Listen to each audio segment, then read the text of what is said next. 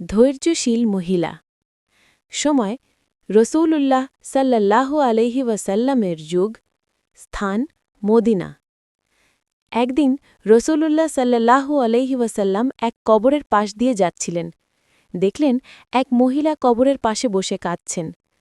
তিনি খুব শোকে ডুবে আছেন, কারণ তার সন্তান মারা গিয়েছে।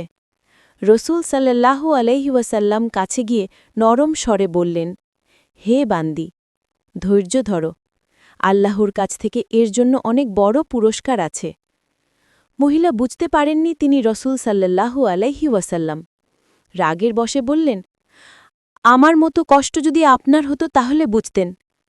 রসূল সাল্লাল্লাহু আলাইহি ওয়াসাল্লাম কিছু না বলে চলে গেলেন। কিছুক্ষণ পর লোকেরা মহিলাকে জানালো, এ তো ছিলেন আল্লাহর রসূল সাল্লাল্লাহু আলাইহি ওয়াসাল্লাম।